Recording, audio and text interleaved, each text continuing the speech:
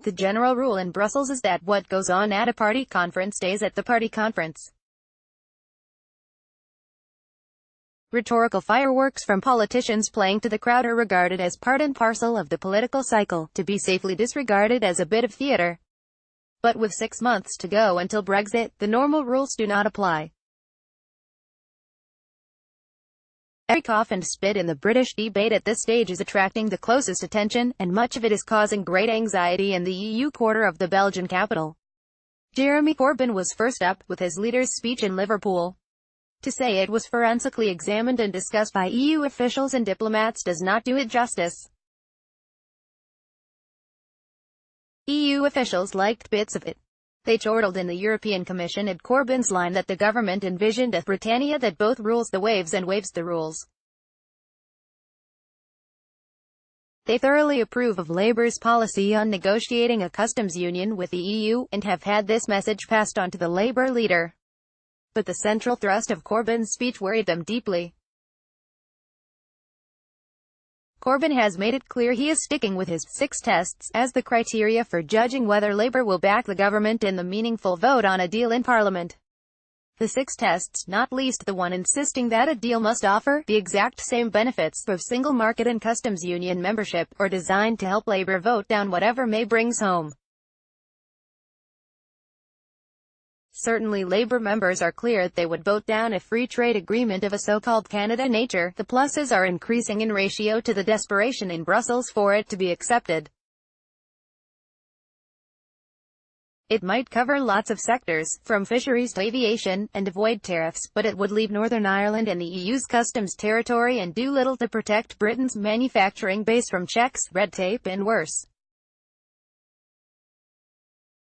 The former Home Secretary Amber Rudd has said 40 Tory MPs would join Labour in the No lobby.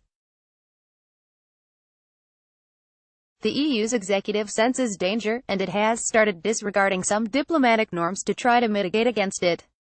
On Thursday, Corbyn was in Brussels for the inauguration of Place Joe Cox in honour of the Labour MP murdered a few days before the 2016 EU referendum. On hearing that Corbyn would be in town and likely to visit Michel Barnier, the Commission's all-powerful Secretary-General, Martin Selmayr, known as the Monster of Berlaymont for his tactical nous and work ethic, let it be known he would like to talk to the Labour leader. It was a potentially controversial move. EU heads of state and government, acting as something of a leaders' union, have previously told Barnier, their chief Brexit negotiator, they felt distinctly uncomfortable about him meeting the leader of Theresa May's opposition. Selmayr's rendezvous would do little to ease concerns.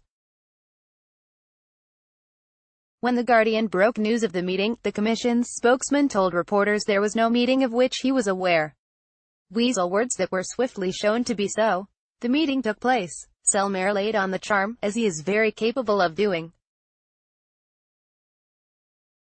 Selmayr, who is in charge of no-deal preparations and who will take control of the trade talks after Brexit Day on the 29th of March 2019, wanted to keep open the lines of communication and keep talking. But if Selmayr was the good cop, Barnier, in the next hour-long meeting, proved to be very much the hard-hitting bad cop, willing to crack some heads to get a result. Corbyn was told that his stance made a no-deal Brexit more likely than not, sources in Brussels disclosed.